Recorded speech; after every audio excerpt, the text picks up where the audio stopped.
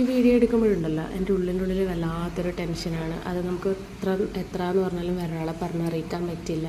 എല്ലാവരും പറയും വെള്ളം കയറിയിട്ട് അങ്ങ് പോവില്ലേന്ന്. അതൊന്നല്ല കേട്ടോ. ഇതൊക്കെ അനുഭവിക്കുന്നവർക്ക് ഇതിൻ്റെ ഉള്ളിലത്തെ തീവ്രത എത്രത്തോളമാണെന്ന് മനസ്സിലാക്കാൻ പറ്റും. നമ്മൾ പറയാറില്ല, തൊട്ടപ്പുറം ഇപ്പുറമൊക്കെ മുറിഞ്ഞു കഴിഞ്ഞാൽ നമ്മൾ ഒരു അയ്യോ മുറിഞ്ഞോ, വേദനയുണ്ടോ, അങ്ങനെയുണ്ടോ. പക്ഷെ നമുക്ക് മുറിയുമ്പോഴേ അതിൻ്റെ വേദന മനസ്സിലാവും എന്ന് പറയാറില്ലേ. അതുപോലെ തന്നെ പല സ്ഥലങ്ങളിൽ വെള്ളം കയറുന്ന ഇടങ്ങളിലൊക്കെ നമ്മൾ ടി വിയിലും പത്രത്തിലൊക്കെ കാണുമ്പോഴും അയ്യോ പാവം അങ്ങനെ ഇങ്ങനെയൊക്കെ ആശ്വാസവാക്കുകൾ നമുക്ക് പറയാം. പക്ഷെ അവനവന് വരുമ്പോഴേ അതിൻ്റെ ആ ഒരു ബുദ്ധിമുട്ട് മനസ്സിലാവും. ഇപ്പോൾ ഈ വീഡിയോ എടുക്കുമ്പോഴുണ്ടല്ലോ എനിക്ക് ഉള്ളിൻ്റെ ഉള്ളിൽ ഭയങ്കര ടെൻഷനാണ് കേട്ടോ. കാരണം വെച്ചാൽ എൻ്റെ വീടിൻ്റെ സൈഡൊന്നും ഇങ്ങനെ വെള്ളം കയറി എന്ന ഏരിയ അല്ല.